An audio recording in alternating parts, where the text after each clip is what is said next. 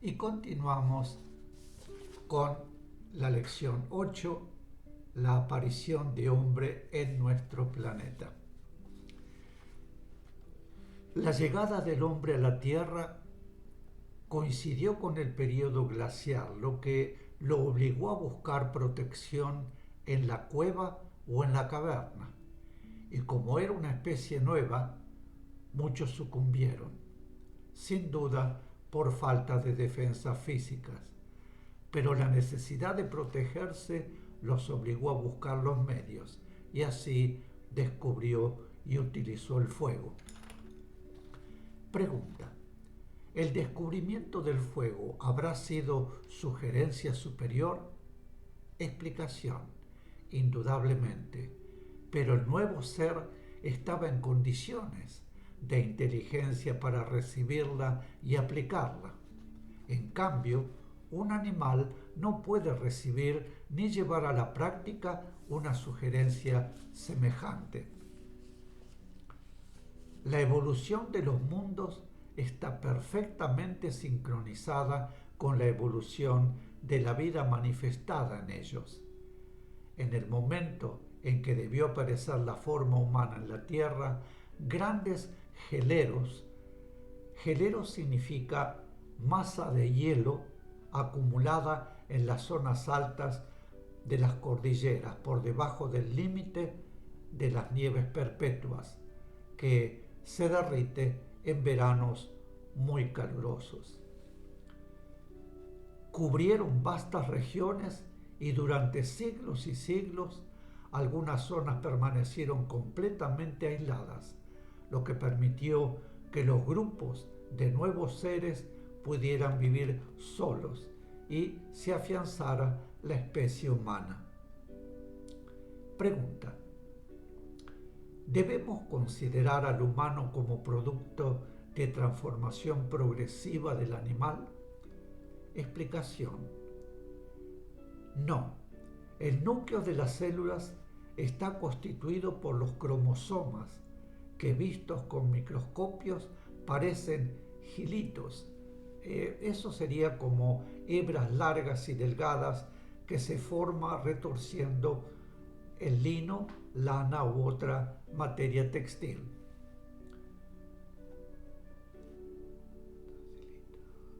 Y son una acumulación de partículas, entre cada una de las cuales existe un intersticio en el cual está ubicado el gen. Como sabrán, el intersticio es como si fuera una hendidura o espacio, por lo común pequeño, que media entre dos cuerpos o entre dos partes de un mismo cuerpo. Cada célula posee sus características propias, según sea el tejido al cual pertenece.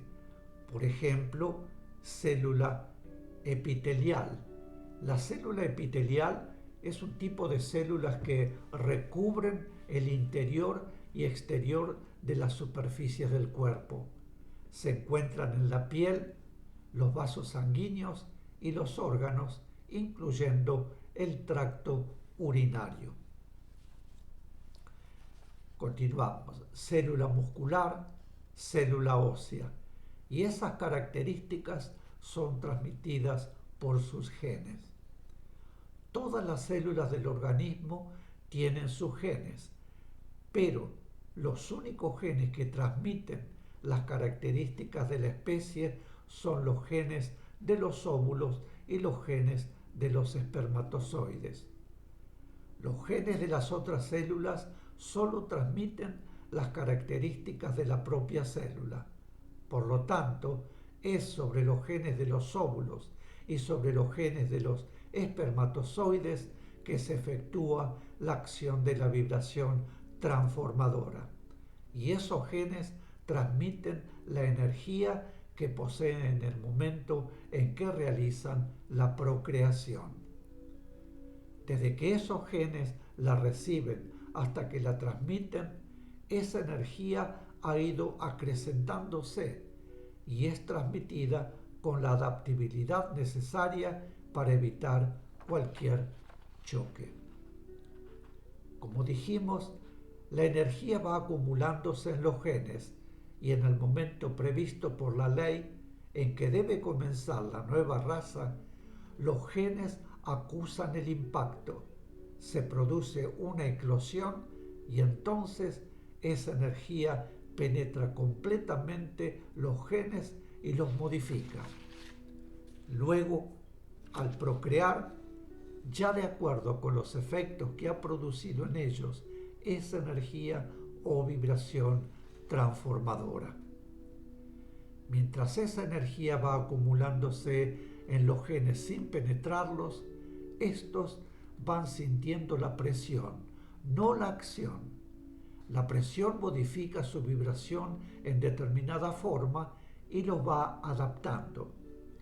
Podríamos decir que sufren una presión de adaptación, pero cuando acusan el impacto y se conmueve, el gen y la vibración transformadora los penetra, lo transforma íntimamente. No se trata ya de su adaptación a la vibración transformadora, sino que ésta lo penetra y lo transforma. No olvidemos que estamos refiriéndonos a algo infinitesimal. Esa vibración intensísima, al penetrar en la vibración física del gen, transforma su esencia vibratoria física y, debido a ello, cambian las posibilidades de la acción genética del gen, en forma tal que desde ese momento generará seres con características diferentes, que serán las características iniciales de la nueva especie. Por lo tanto, el humano no ha sido producto de transformación progresiva del animal, sino que el gen del animal, modificado por la vibración transformadora que lo penetró, generó un ser diferente, que fue humano. Por más que avance el animal, nunca podrá ser humano, y por menos inteligente que sea un humano, nunca podría ser animal, porque existe entre el hombre y el animal una diferencia esencial en su capacidad para pensar y para sentir. Una diferencia de tal naturaleza que separa al reino humano del reino animal.